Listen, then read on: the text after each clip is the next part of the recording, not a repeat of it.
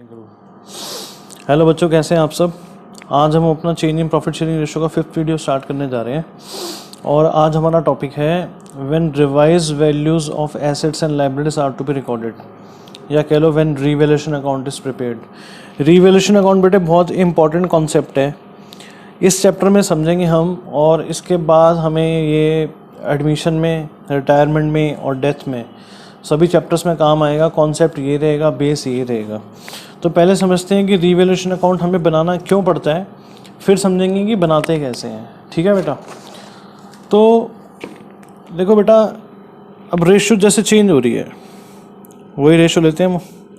ठीक है, 5:3:2 और अब रेशियो हो रही है 4:5:1। मैंने पहली क्लास में बताया था जब रेशियो चेंज होती है तो हमें बहुत सारी एडजस्टमेंट्स करनी पड़ती हैं। गुडविल की एडजस्टमेंट देख ली हमने, रिजर्व्स की एडजस्टमेंट देख ली, एक्यूमुलेटेड प्रॉफिट्स की देख ली। अब एसेट्स और लायबिलिटीज की रिलेटेड एडजस्टमेंट देखनी है हमें। हमने 11th में भी पढ़ा था कि जो एसेट्स रिकॉर्ड होते हैं बैलेंस शीट में वो बेटा हिस्टोरिकल कॉस्ट पे रिकॉर्ड होते हैं, है ना। और उस पर हम सिस्टमेटिकली डेप्रिसिएशन लगा लगा के उनको कम करते रहते हैं। ये नहीं देखते कि मार्केट में क्या वैल्यू चल रही है। सही भी है वो बात, क्योंकि हमारा है ना गोइंग कंसर्न है, लॉन्ग टर्म व्यू होता है। हमने होता है कि एसेट तो बेचना ही नहीं है हमने। तो अब डेप्रिसिएशन लगा लगा के सपोज आपकी बुक्स में लैंड एंड बिल्डिंग है ना, वैसे लैंड पे डेप्रिसिएशन नहीं लगती है, तो सपोज लैंड एंड बिल्डिंग की वैल्यू अब आ रही है 10 लाख। ठीक है जी। और अब आप पुरानी रेशो में काम कर रहे थे तो एक रेशो चल रही थी आपकी, आपने फ़र्क नहीं देखा, आपने सोचा नहीं कि मार्केट में क्या वैल्यू चल रही है। पर जब आज रेशो चेंज हो रही है, आपका जो एसेट है लैंड एंड बिल्डिंग है, इसकी मार्केट में वैल्यू है 15 लाख। ठीक है बेटा। तो अगर आप इसका कुछ चेंज नहीं करते और कल को ये एसेट 15 लाख का बिक गया तो जो 5 लाख का फ़ायदा है बेटा वो तो न्यू रेशो में बढ़ जाएगा ना, है ना। तो हमें करना क्या चाहिए, हमें करना चाहिए, हमें न्यू बैलेंस शीट में एसेट को लेके आना चाहिए कितने का, 15 लाख का, है ना। और ये जो 5 लाख का फ़ायदा है ये हमें आपस में बांट लेना चाहिए। किस रेशो में, ओल्ड रेशो में, क्योंकि रेशो चेंज होने के टाइम पर ही ये वैल्यू है ना। रेशो तो अब आगे चेंज होनी है ना, अभी तो ये वैल्यू है। तो ये 5 लाख का फ़ायदा हमें क्या करना चाहिए, आपस में बांट लेना चाहिए। ठीक है। लाइक वाइज हो सकता है कोई लायबिलिटी हो यहाँ पर, क्रेडिटर्स हो यहाँ पर 1 लाख के, पर आज उनकी वैल्यू 1.5 लाख है ना। मतलब किसी भी रीज़न से आपको 50,000 रुपये ज़्यादा पे करने हैं उनको, तो ये 50,000 रुपये जो बेटा आज फालतू देने हैं ये भी तो घाटा है। तो ये घाटा भी तो हमें पुरानी रेशो में ही मीट करना चाहिए ना। नहीं तो जिसका शेयर बढ़ रहा है वो कहेगा जी मेरा घाटे में शेयर बढ़ जाएगा, कल को पेमेंट तो 1.5 लाख की करनी है, तो 50,000 का घाटा फिर उनको न्यू रेशो में बियर करना पड़ेगा। तो ऐसे ही कई सारे एसेट्स की, अब स्टॉक है, अब स्टॉक की वैल्यू सपोज रिकॉर्डेड 5 लाख है पर मार्केट में इसकी वैल्यू 3 लाख है ना बेटा। तो ये भी तो 2 लाख का घाटा है। तो ये घाटा भी हमें आज ही बियर करना चाहिए किस रेशो में, पुरानी रेशो में। तो हम क्या करेंगे, अब 5, 7, 10 एसेट्स हो सकते हैं, बहुत सारी लायबिलिटीज हो सकती हैं, किसी में फ़ायदा है किसी में नुकसान है ना। तो हमें क्या करना है, हमें देखना है कि कितना फ़ायदा है और कितना नुकसान है, नेट फाइनल फिगर क्या आ रही है, अल्टीमेट फिगर क्या आ रही है। तो उसके लिए हम बनाएंगे रीवैल्यूएशन अकाउंट। ठीक है जी। इसमें हम, ये एक नॉमिनल अकाउंट है, इसमें हम फ़ायदे एक साइड डालते रहेंगे और घाटे एक साइड डालते रहेंगे, है ना। तो फ़ायदे कब कब होंगे, जब एसेट्स की वैल्यू बढ़ेगी या लायबिलिटीज की वैल्यू कम होगी। नॉमिनल अकाउंट में क्या होता है, debit all expenses and losses, credit all incomes and gains. तो फायदे कब कब होंगे, जब एसेट की वैल्यू बढ़ेगी या लायबिलिटी की वैल्यू कम होगी, है ना। अभी एक अनरिकॉर्डेड एसेट का कॉन्सेप्ट भी आएगा, वो भी बताता हूँ। और घाटे कब कब होंगे, जब एसेट्स की वैल्यू कम होगी या लायबिलिटीज की वैल्यू बढ़ेगी, है ना। एक दो चीज़ें और भी हैं, उसको भी हम समझते हैं ज़रा, है ना। तो वो नेट फ़ायदा या नेट घाटा, अब ये चीज़ ज़्यादा होंगी तो यहाँ पे प्रॉफिट आ जाएगा, घाटे ज़्यादा होंगे तो यहाँ पर लॉस आ जाएगा, है ना। तो ये आज जो भी हो रहा है, जो भी फायदा या नुकसान हो रहा है, हमें ये पुरानी रेशो में बांटना होगा, ठीक है जी। और यही चीज़ एडमिशन में भी एप्लीकेबल है। सपोज करो यही पोजीशन है कुछ, आपकी लैंड एंड बिल्डिंग की वैल्यू 10 लाख है आपकी बैलेंस शीट में, पर मार्केट में उसकी वैल्यू 15 लाख है। डी न्यू पार्टनर आना चाहता है आपकी फर्म में, उसने कहा मैं आ जाता हूँ फटाफट, है ना। हमने कहा भाई तो रुक जा अभी, पहले बाद में आई हो, पहले जरा हम अपनी बैलेंस शीट को रिवाइज कर लें, लैंड एंड बिल्डिंग वैल्यू को 15 लाख कर लें और 5 लाख का जो फायदा है वो आपस में बांट लें। अगर आप नहीं करोगे तो कल को डी भी तो उस फायदे का हिस्सेदार हो जाएगा। पर जब 15 लाख है तो करंट वैल्यू पे अब 15 से ऊपर जितने भी बिके या कम की बिके तो डी उसमें तो उसका हिस्सा होना ही चाहिए ना। पर आज वैल्यू 15 लाख है और आपकी बैलेंस शीट में रिकॉर्डेड 10 लाख है ना, और कल को बिक गए 15 लाख की, तो 5 लाख में तो डी भी हिस्सा ले जाएगा, ठीक है जी, क्योंकि डी का कोई योगदान नहीं है उसमें। तो ये फायदा आप किस रेशो में बांटोगे, पुरानी रेशो में बांटोगे, नहीं बांटोगे। लाइकवाइज क्रेडिटर की वैल्यू बढ़ रही है, सपोज ये सब नहीं है, खाली एक लाइबिलिटी की वैल्यू बढ़ रही है। 1 लाख के क्रेडिटर से रिकॉर्डेड, पर आपने उनको देने हैं 1.5 लाख, है ना। आपने डी को कहा भाई तू आ जा, उसने कहा मैं नहीं आ रहा अभी, मैं ज़रा घूम के आता हूँ। आप ये 50,000 का लॉस, पहले आप क्रेडिटर को बढ़ा लो ज़रा 50,000 से, और ये 50,000 का जो घाटा है आप बांट लो पुरानी रेशो में। कहेगा मेरा क्या लेना देना भाई इसमें, मैं तो आ जा रहा हूँ, मेरे आने के बाद जो होगा मैं उसका जिम्मेवार हूँ, मेरे आने से पहले कोई घाटा पड़ा हुआ मैं उसका क्यों, तो फ़ायदे में भी क्यों आने देंगे हम उसको, फ़ायदा क्यों लेने देंगे फ़ायदा उसको, है ना। तो एडमिशन हो, चेंज इन PSR और पुरानी रेशो में बटेगा नहीं बटेगा। ये चीज़ आप रिटायरमेंट और डेथ में देखो, वही इमेजिन करो आप 10 लाख की बिल्डिंग बैलेंस शीट में आ रही है, पर उसकी वैल्यू मार्केट में आज 15 लाख हो गई है। हमने कहा भाई तू जा, तूने जाना है ना तू जा, वो कहेगा ऐसे कैसे जाऊँ, 5 लाख का फ़ायदा तो मेरे होते हुए ही हो रहा है ना। इस 5 लाख को आप पहले बैलेंस शीट को रिवाइज करो, इस 5 लाख का फ़ायदा तीनों में बांटो, किस रेशो में, पुरानी रेशो में, मैं वो फ़ायदा भी लेके जाऊँगा। और अगर घाटा होता, सपोज करो नेट घाटा आ रहा है ना, तो वो कहता मैं जा रहा हूँ। हमने कहा भाई तू रुक जा, पहले ये घाटा तेरे होते हुए ही हो रहा है, ये घाटा पहले पुरानी रेशो में बटेगा, फिर देखेंगे तेरे कैपिटल कितनी निकलती है, तब तेरे को जाने देंगे। तो कोई भी चैप्टर हो आप देखो खुद ही, चेंज इन PSR हो, एडमिशन हो, रिटायरमेंट हो, डेथ हो, ये प्रॉफिट या लॉसेस किस रेशो में बटेंगे, पुरानी रेशो में बटेंगे, नहीं बटेंगे। तो हमें बनाना कैसे है वो जरा देखते हैं अब हम, ठीक है ना। फिर एक एग्जांपल लूँगा मैं। तो देखो बेटे बनाना कैसे रिवैल्यूएशन अकाउंट, मैंने बताया ये नॉमिनल अकाउंट है, फ़ायदे इस साइड आएंगे, घाटे इस साइड आएंगे। फ़ायदे कब कब होंगे, जब किसी एसेट की वैल्यू बढ़ेगी। 2 रीज़न है इसको यहाँ डालने के। देखो जैसे सपोज करो बिल्डिंग की वैल्यू बढ़ रही है ना 5 लाख से, तो मैंने यहाँ लिखा बाय बिल्डिंग। इससे 2 काम हो रहे हैं। जब मैं यहाँ लिख रहा हूँ बाय बिल्डिंग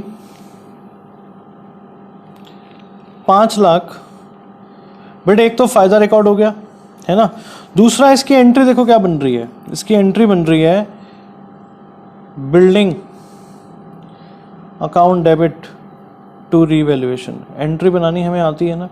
अगर मैं रीवैल्यूएशन अकाउंट की क्रेडिट साइड पर हूँ तो इसमें रीवैल्यूएशन तो क्रेडिट ही होगा, डेबिट क्या होगी, बिल्डिंग। अब देखो बेटा ये बिल्डिंग 5 लाख से जो डेबिट हो रही है, इसका भी रीज़न है ना, क्योंकि बैलेंस शीट में अगर कोई चीज़ 10 लाख की है और आपने उसको अगर 15 लाख की दिखानी है, तो जब तक 5 लाख से उसको आप डेबिट नहीं करोगे बेटे वो 15 लाख की नहीं पहुंचेगी, है ना।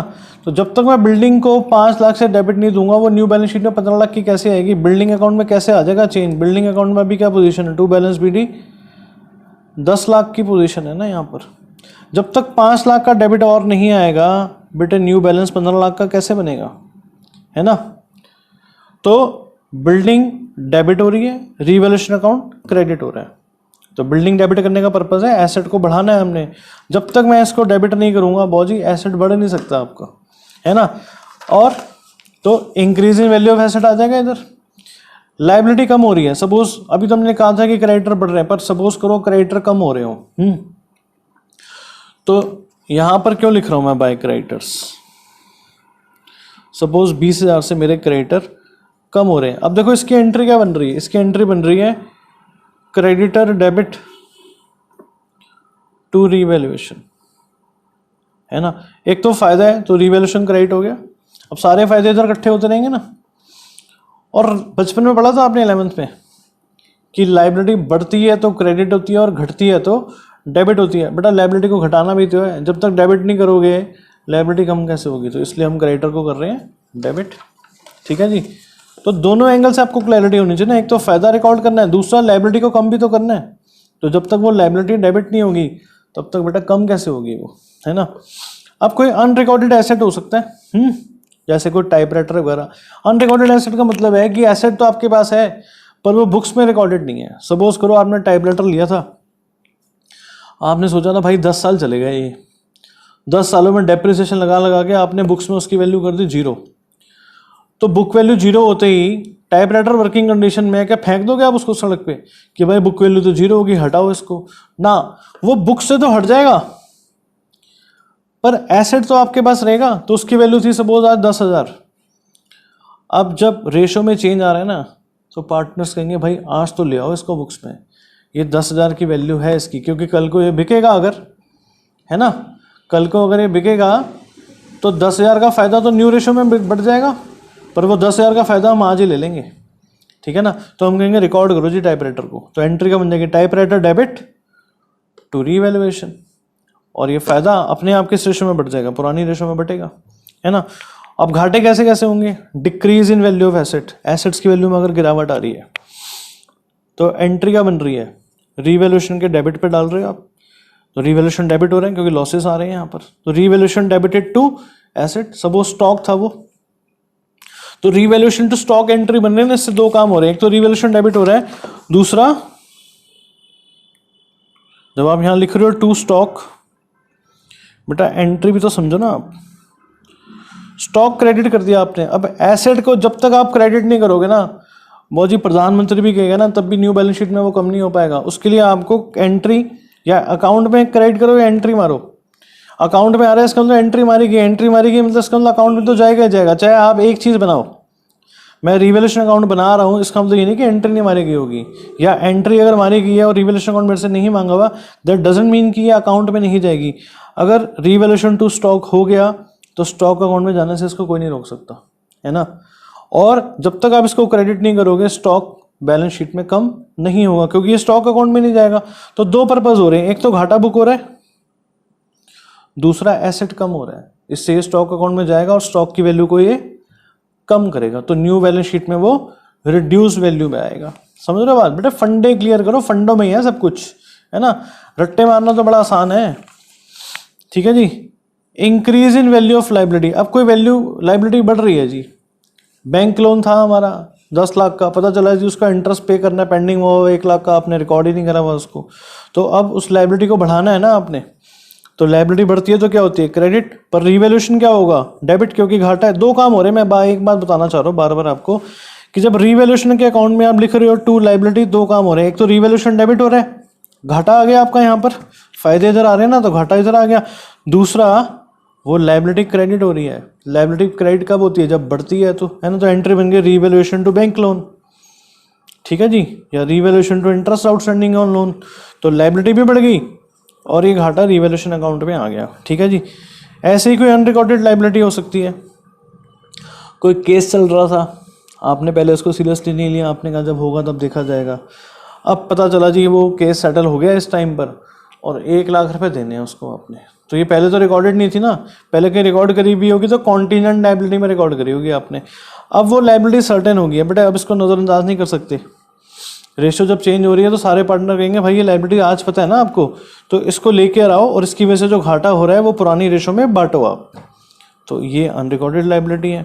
अब रिम्यूनरेशन टू पार्टनर्स का क्या मतलब है बेटा, देखो ये किताबों में तो बड़ा आसान है ना, 10 मिनट में हम पूरा एडमिशन का क्वेश्चन कर देते हैं, रिवैल्यूएशन अकाउंट बना देते हैं, पार्टनर्स कैपिटल बैलेंस शीट, पर असली में सोचो रिवैल्यूएशन अकाउंट के पीछे मतलब क्या है, revaluation of assets and reassessment of liabilities.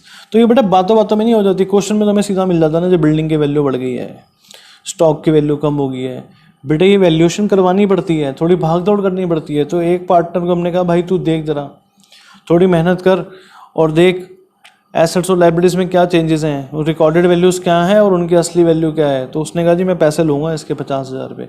हमने कहा दे देंगे यार तेरे को, तू काम तो कर। तो ये 50,000 रुपये फर्म के लिए तो खर्चा है ना, पार्टनर के लिए इनकम है, देखो उसकी कैपिटल बढ़ जाएगी, एंट्री क्या बनेगी, revaluation to partners capital account. तो पार्टनर की कैपिटल बढ़ती है तो क्रेडिट होती है, और फर्म के लिए खर्चा है, घाटा है, डेबिट, तो यहाँ पर डेबिट होगा। और फिर कुछ खर्चे हुए, उसने कहा जी 50,000 रुपये तो मैं अपनी मेहनत के लूँगा, तो उसने कहा जी आन जान का पेट्रोल और कोई भागा दौड़ी फ़ोन वोन वगैरह वो सब मैं अपने पल्ले से नहीं करूँगा, उसका खर्चा फर्म बियर करेगी। हमने कहा चले यार वो खर्चा भी हम बियर कर लेंगे। तो वो जो खर्चे हो रहे हैं, रिकंसिलिएशन के एक्सपेंसेस टू कैश या bank, revaluation debit to cash या बैंक, पैसा बाहर जा रहा है और खर्चा है तो यहाँ पर आ रहा है, ठीक है ना। अब देखो जी फायदे हमने इधर डाल दिए, घाटे इधर डाल दिए, तो इससे क्या हुआ, एक ही अकाउंट बनाने से हमें नेट एक फिगर आ जाएगी फायदे की या घाटे की। नहीं तो पता क्या होता, ये फायदा हो रहा है जो मैं पार्टनर्स की कैपिटल में क्रेडिट करता, ये घाटा हो रहा है पार्टनर्स की कैपिटल में डेबिट करता। भाई साहब 10 बारी पार्टनर की कैपिटल को डेबिट या क्रेडिट करनी पड़ता था, अल्टीमेट इफेक्ट यही आता फाइनल, है ना। तो अब यहाँ पर एक अकाउंट बनाने से क्या होगा, 10 चीज़ों में चाहे चेंज हो पर एक फिगर आ जाएगी, हाँ जी 1 लाख का फायदा हो रहा है या 2 लाख का घाटा हो रहा है, कुछ भी। तो फायदा कब आएगा, जब क्रेडिट साइड डेबिट साइड से बड़ी होगी। आपने देखा सारे नॉमिनल अकाउंट्स में बचपन से देखते आ रहे हो, trading account, profit and loss account, फिर आपने देखा अगर एनपीओ कर लिया तो इनकम एंड एक्सपेंडिचर अकाउंट, फिर देखा profit and loss appropriation account. Credit side debit side से बड़ी होगी तो फायदा है। और अभी मैंने बताया रीवैल्यूएशन का फायदा, बेटे कसम खा लो, कोई भी चैप्टर हो, change in PSR, admission, retirement, death, ये फायदा या नुकसान बेटा ओल्ड पार्टनर्स में ओल्ड रेशो में ही बटेगा हमेशा, है ना। न्यू रेशो का मतलब ही नहीं है ना इसमें, न्यू रेशो में आगे जाके दिक्कत ना हो जाए, तभी तो सारा कुछ काम कर रहे हैं हम ये।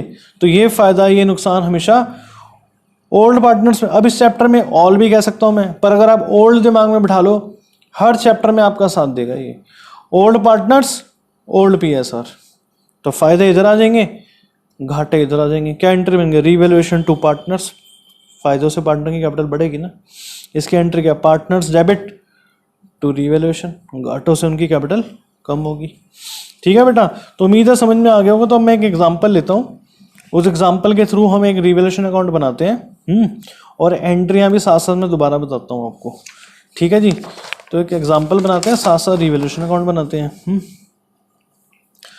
तो वही रेशो लेते हैं अपनी, पहले तो सपोज अपनी ओल्ड रेशो है 5:3:2 और न्यू रेशो है 4:5:1। तो न्यू का तो कोई काम नहीं है यहाँ पर, है ना। तो एग्जाम्पल एक बनाते हैं कि भाई सपोज करो ये मैं लिख रहा हूँ कि जो बैलेंस शीट में वैल्यूज़ दी हुई हैं और ये लिख रहा हूँ जो उनकी करंट वैल्यू है, ठीक है जी। यहाँ पर मैं बना देता हूँ बेटा रीवैल्यूएशन अकाउंट, अभी हम ऐसे ही बना रहे हैं सीखने के लिए।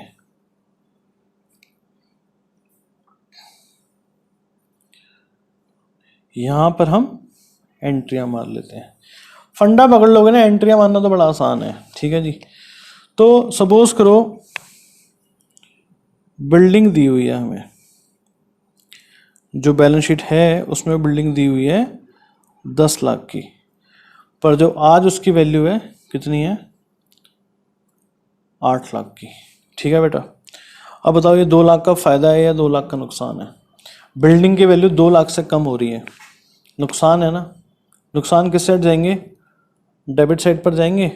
और वैसे भी दूसरे एंगल से भी देखो, बिल्डिंग को बेटे जब तक क्रेडिट नहीं करोगे, ये रीवैल्यूएशन तो डेबिट हो रहा है पर बिल्डिंग तो क्रेडिट हो रही है ना बेटा इसमें, जब तक बिल्डिंग को क्रेडिट नहीं करोगे न्यू बैलेंस शीट में वो 10 लाख से 8 लाख की कैसे बनेगी। अब 10 लाख की थी, एसेट है ना, 10 लाख की थी, अब मैं बार बार तो नहीं बना पाऊंगा हर एग्जाम्पल के, 10 लाख की थी, आपने 2 लाख का क्रेडिट दे दिया तो बेटा 8 लाख की वैल्यू बन गई उसकी।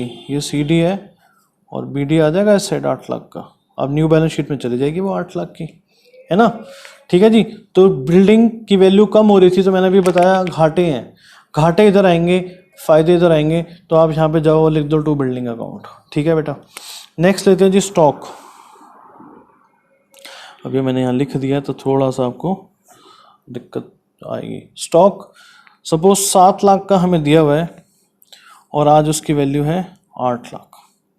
अब बताओ ये फायदा है या घाटा है, फायदा है ना, तो ये रिवैल्यूएशन में किस साइड जाएगा, क्रेडिट साइड पर जाएगा। एसेट की वैल्यू बढ़ रही है तो फायदा है, लायबिलिटी की वैल्यू बढ़ रही है तो घाटा है।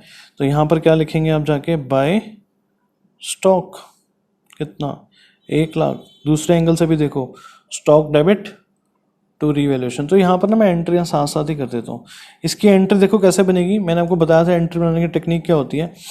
रीवैल्यूएशन अकाउंट में हो आप, तो रिवैल्यूएशन अकाउंट तो डेबिट हो रहा है ना बेटा इसमें, तो क्रेडिट क्या हो रही है, बिल्डिंग, तो इसकी एंट्री बन गई रीवैल्यूएशन अकाउंट डेबिट। अभी मैंने यहाँ पे अमाउंट नहीं लिख रहा, अमाउंट आपको पता है वैसे क्या आने है ना। इसकी एंट्री क्या बन जाएगी, कैसे बनाएंगे एंट्री हम, एक तो फंडा लगाओ, स्टॉक एक एसेट है, एसेट की वैल्यू बढ़ रही है तो स्टॉक होगा डेबिट, दोनों एंगल से बताता हूँ आपको, स्टॉक होगा डेबिट, और फायदा है तो रिवैल्यूएशन अकाउंट होगा क्रेडिट। ये मतलब मैं बिना रिवैल्यूएशन अकाउंट देखे भी एंट्री बना सकता हूँ ना। दूसरा, रिवैल्यूएशन अकाउंट देखो, आप रिवैल्यूएशन की क्रेडिट साइड पर हो तो इस एंट्री में रिवैल्यूएशन तो पक्का होगा क्रेडिट, तो डेबिट क्या होगा, स्टॉक। दोनों एंगल से क्लियर करो बात को, ठीक है जी। अब सपोज करो क्रेडिटर्स हैं आपके 5 लाख के रिकॉर्डेड जो है, ठीक है ना, पर उनकी वैल्यू आज हो रही है 4.5 लाख किसी रीज़न से। वो कहेगा जी creditors of 50,000 is not likely to arise, है ना, creditors of 50,000 are not likely to claim.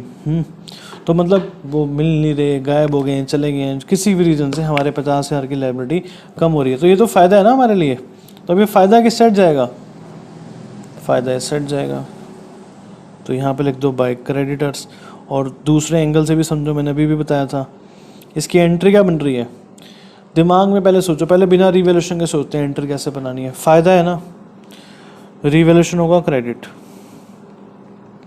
दूसरी बात बेटा, लाइबिलिटी कम हो रही है बढ़ रही है, लाइबिलिटी कम हो रही है, तो लाइबिलिटी बढ़ती है तो क्रेडिट होती है और घटती है तो डेबिट होती है, ठीक है जी। एक एंगल से आ गई बात। दूसरे एंगल से, अब फ़ायदा था तो रिवैल्यूएशन के क्रेडिट पर आ गया मैं। अब यहाँ से अगर एंट्री बनानी है, आप रिवैल्यूएशन के क्रेडिट साइड पर हो, तो बेटा रिवैल्यूएशन तो पक्का होगा क्रेडिट, डेबिट क्या होंगे, क्रेडिटर्स, ठीक है जी। तो अब फिर लेते हैं, मैं सारे एग्जांपल्स सारे टाइप्स लेने की कोशिश करूँगा। यहाँ पर टाइप राइटर जैसे मैंने भी कहा था आपको, सपोज डेप्रिसिएशन लगा लगा के हटा चुके हैं, पर उसकी वैल्यू आज कितनी है, 10,000। ये भी फ़ायदा है ना, तो फ़ायदा है तो किस साइड जाएगा, इस साइड जाएगा। यहाँ लिख दो बाय टाइप राइटर 10,000, ठीक है जी। बैंक लोन सपोज रिकॉर्डेड था 2 लाख, अब 2.20 देने हैं जी उसके, किसी भी रीज़न से इंटरेस्ट ड्यू हो गया था, कुछ और हो गया था, हैं, तो लाइबिलिटी बढ़ रही है ना।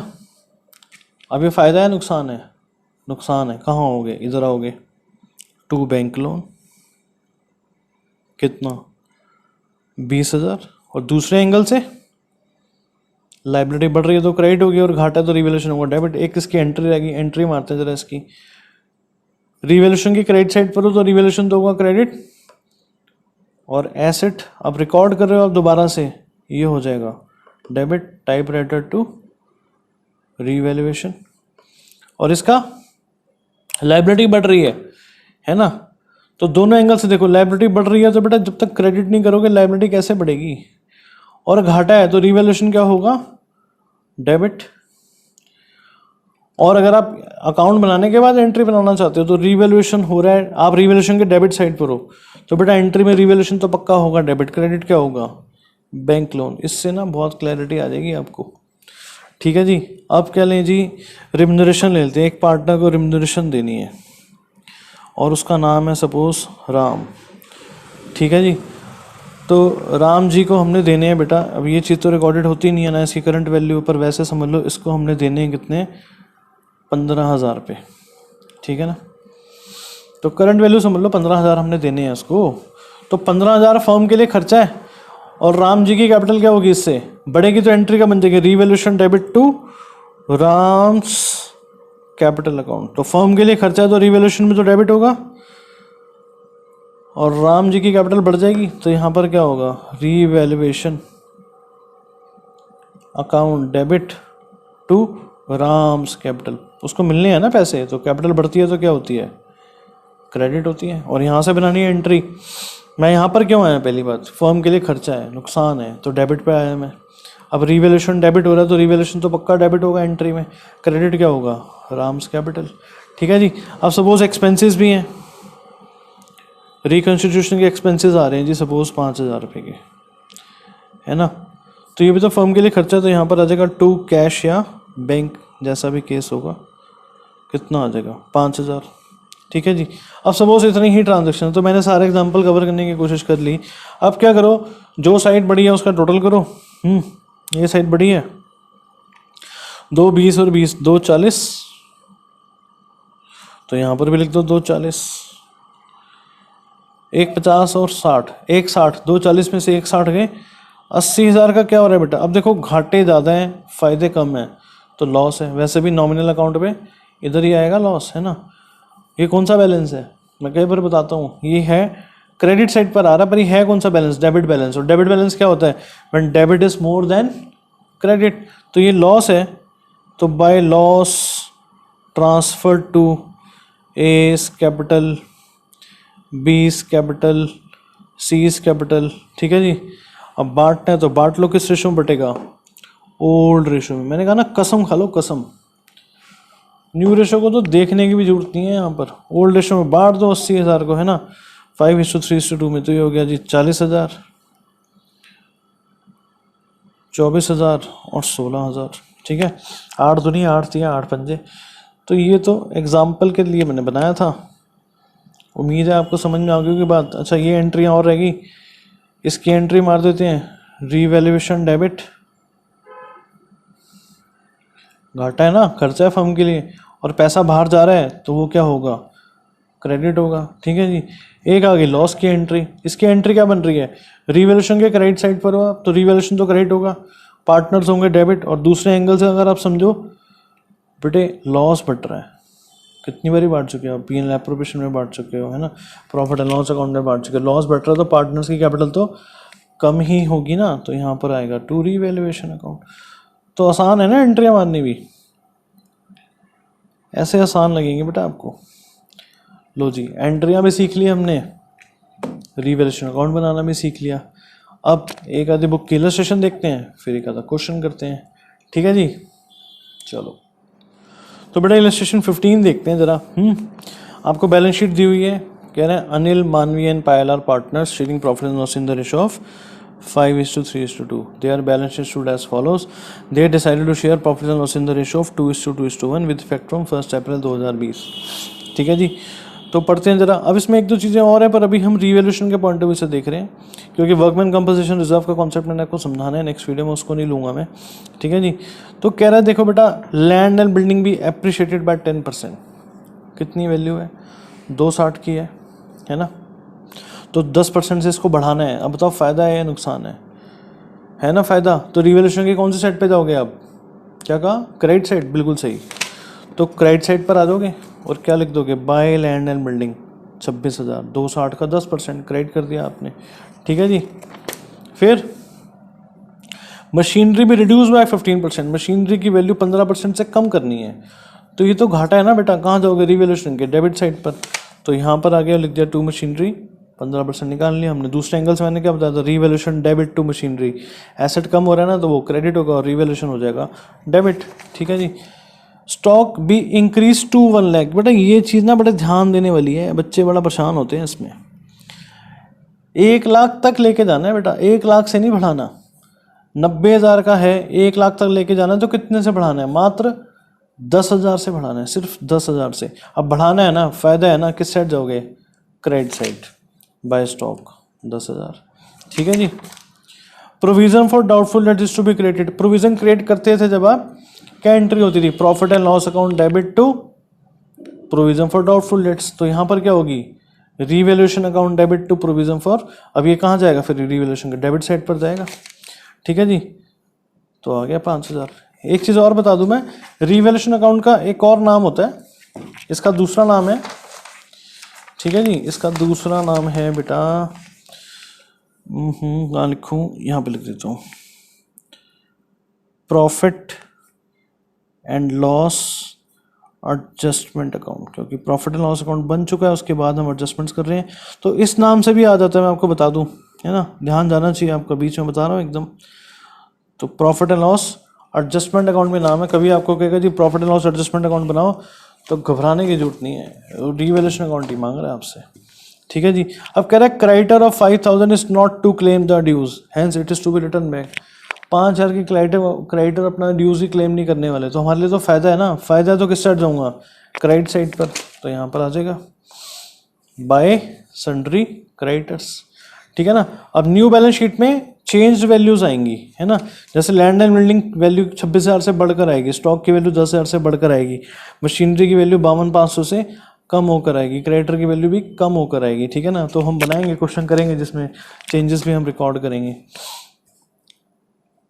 Claim on account of workman compensation is 10,000, ये भी मैंने समझाया नहीं है आपको, पर फिर भी वैसे बताया तो जिनको आता हो। 30,000 का रिजर्व दिया हुआ और क्लेम आ गया 10,000 का, मतलब बाकी 20,000 फ्री है, वो पार्टनर्स के बीच में बढ़ जाएगा, है ना। तो वर्कमैन कंपनसेशन रिजर्व 10,000 की लाइबिलिटी क्रेडिट करी, बाकी 20,000 बांट दिया। ये भी हमेशा किस रेशो में बटेगा, ओल्ड रेशो में बटेगा, ठीक है जी। बाकी इसको हम डिटेल में भी करेंगे। An expense of 2,000 was paid by the firm for getting the value of land and building certified from a chartered engineer। मैंने कहा था ना वैल्यूएशन करवानी पड़ती है, तो वैल्यूएशन के लिए एक चार्टर्ड इंजीनियर को हमने 2,000 रुपये दिए, तो फर्म के लिए खर्चा क्या हो जाएगा, रीवैल्यूएशन टू कैश या बैंक, 2,000 रुपये आ गया, ठीक है। अब एंट्रियाँ भी मांगी थी, तो एंट्रियाँ देखो जरा, है ना।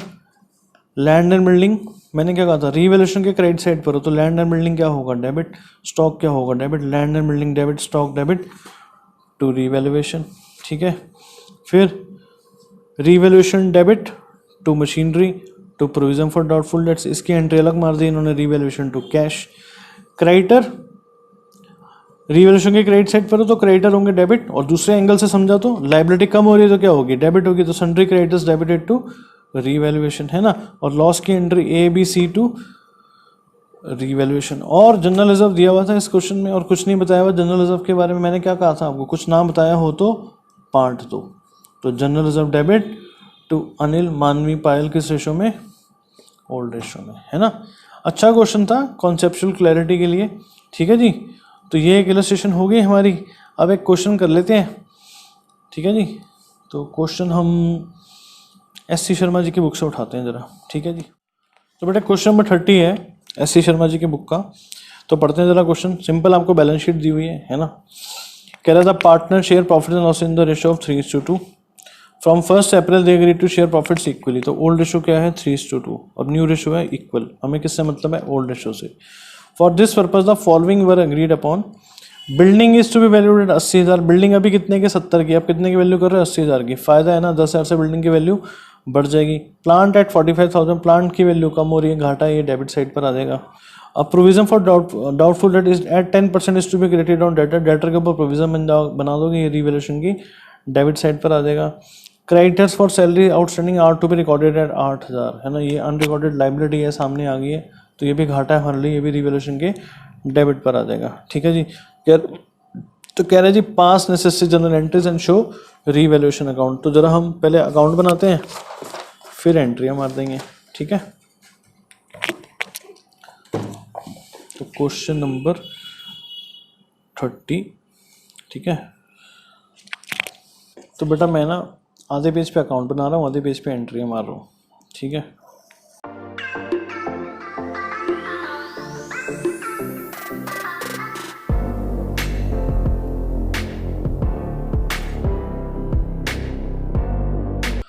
ठीक है बेटा, तो फॉर्मेट बन गया हमारा। छोटा सा क्वेश्चन है, करते हैं जरा। कह रहा है building is to be valued at 80,000। Building कितने की, 70,000 की है। 80,000 की वैल्यू कर रहे हो आप, 10,000 से बिल्डिंग की वैल्यू बढ़ रही है, फ़ायदा है, तो यहाँ पर आ जाएगा बाय बिल्डिंग अकाउंट, ठीक है जी, 10,000, ठीक है बेटा। प्लांट एट 45,000, प्लांट रिकॉर्डेड है जी 50,000 का, पर उनकी वैल्यू आज कितनी है प्लांट की, आज 45,000। 5,000 का घाटा है आपका, यहाँ पर आ जाओ डेबिट साइड पर, टू प्लांट अकाउंट 5,000, ठीक है बेटा। Provision for doubtful debts at 10% is to be credited on debtor. Provision बना रहे हो तो बेटा प्रॉफिट्स कम होंगे, तो to provision for doubtful debts. 10% debtor कितने, 40,500 के, तो 4,050 हो गया जी आपका, fine. Creditors for salary outstanding are to be recorded at 8,000। 8,000 की लाइबिलिटी रिकॉर्ड करनी किस चीज़ की है, सैलरी आउटस्टैंडिंग की। तो मैं इसको टू सैलरी आउटस्टैंडिंग भी कर सकता हूँ, ठीक है जी। कितना है, 8,000, बन गया मेरा रीवैल्यूएशन अकाउंट। अब देखो मैंने क्या कहा था, जो साइड बढ़िया है उसका टोटल करना है। 5 4 9 और 8 17,050, 17,050। ठीक है बेटा, लॉस है ना, डेबिट साइड क्रेडिट साइड से बड़ी है तो लॉस आ गया, कितने का लॉस आ गया, 7,050 का। तो by loss transfer to A's capital and B's capital. तो रेशो क्या बेटा इनकी, देखो आप 3:2 है, तो ये लॉस किस रेशो में बढ़ जाएगा, ओल्ड रेशो में। 7,050 डिवाइड बाय 5 इंटू 3, 4230 माइनस ऐसे भी निकाल सकते हैं हम 2820। ठीक है ना, तो मुश्किल थोड़ी है रिवैल्यूएशन अकाउंट बनाना। अब एंट्रियाँ भी मांगी है, एंट्रियाँ भी कर देते हैं। तो एंट्री आप अलग अलग भी कर सकते हो बेटा। डेट क्या है, किस दिन हो रही है सारी चेंजेस, 1 अप्रैल को हो रही है ना, तो 2017 अप्रैल 1। मैं कंबाइन एंट्री भी मार सकता हूँ बेटा तीनों चीज़ों की, है ना। तो मैं क्या एंट्री मार सकता हूँ, रीवैल्यूएशन अकाउंट डेबिट हो रहा है ना, रीवैल्यूएशन के डेबिट साइड पर हो ना, तो revaluation account debit to plant account to provision for doubtful debts account और टू सैलरी आउटस्टैंडिंग। ठीक है जी, यहाँ लिख दो being changes in assets and liabilities recorded on change in PSR। ठीक है जी, तो यहाँ बेटा 5,000, 4,050, 8,000 और यहाँ कितना आ जाएगा 17,050। एक एंट्री इसकी मारूंगा तो मैक्सिमम 3 एंट्री में काम हो सकता है हमारा, कोई भी जितना बड़ा बड़ा क्वेश्चन हो। अप्रैल 1, अब यहाँ पे क्या करूँगा मैं, रिवैल्यूएशन की क्रेडिट साइड पर हो तो रिवैल्यूएशन तो होगा क्रेडिट, बिल्डिंग होगी डेबिट, और दूसरा एसेट की वैल्यू बढ़ानी है उस एंगल से भी देखो तो बिल्डिंग होगी डेबिट। तो building account debit to revaluation account 10,000 10,000 being value of building increased, जो हो रहा है वो लिख दो बेटा। तीसरी एंट्री लॉस की, लॉस में अब देखो रिवैल्यूएशन के क्रेडिट साइड पर फिर से भी बात, रिवैल्यूएशन होगा क्रेडिट, पार्टनर्स की कैपिटल हो रही है डेबिट कम हो रही है ना, तो एस कैपिटल अकाउंट डेबिट, बीस कैपिटल अकाउंट डेबिट। ठीक है, टू रिवैल्यूएशन अकाउंट। पेपर में बेटा मैं एक पेज पे ऐसे नहीं बनाऊंगा, मैं पहले रिवैल्यूएशन अकाउंट ही बनाऊंगा, उसके नीचे जनरल बनाऊंगा। ठीक है, मैं चाहता था दोनों चीज़ें सामने प्रेजेंट हो जाए यहाँ पर। ठीक है ना, ताकि आपको पता चले कि मैं अकाउंट से एंट्री कैसे बना रहा हूँ। तो 4230, 2820, 7,050 being loss on revaluation distributed in old PSR। कहा था ना, कसम खा लो ओल्ड PSR में बढ़ जाएगा। ठीक है बेटा, तो ये कॉन्सेप्ट हमारा खत्म हो गया। ये क्या कॉन्सेप्ट था, जब एसेट्स और लायबिलिटीज की वैल्यू को चेंज करना होता है, तो चेंज करना होता है तो रिवैल्यूएशन अकाउंट तो बनेगा ही बनेगा, क्योंकि उसके बिना एसेट्स और लायबिलिटीज की वैल्यू में चेंज नहीं आ पाएगा न्यू बैलेंस शीट में। नेक्स्ट वीडियो में हम कॉन्सेप्ट करेंगे जब एसेट्स और वैल्यू लायबिलिटीज की वैल्यू को चेंज नहीं करना होता। ठीक है जी, वैसे नेक्स्ट वीडियो में पहले मैं वो करवा दूंगा आपको, क्योंकि वो इससे लिंक्ड है। WCR और IFR बचा हुआ हमारा, नेक्स्ट वीडियो में वो करते हैं। उसके अगले वीडियो में हम करेंगे जब रिवैल्यूएशन अकाउंट बनाना नहीं होता, जब पार्टनर्स चाहते हैं कि एसेट्स और वैल्यूज लायबिलिटीज की वैल्यू में आज चेंज तो आ रहा है, पर न्यू बैलेंस शीट में हम उसे चेंज वैल्यूज पे नहीं दिखाना। वो भी एक इंटरेस्टिंग कॉन्सेप्ट है, तो करते हैं बेटा। ठीक है बेटा, तो उम्मीद है आज ये वाला कॉन्सेप्ट तो आपका बिल्कुल क्लियर हो गया होगा। तो शेयर करिए इसको अपने फ्रेंड्स के साथ, है ना, लाइक कीजिए, चैनल को हमारे सब्सक्राइब कीजिए और अपना बहुत ध्यान रखिए। ठीक है बेटा, bye bye, take care, stay blessed.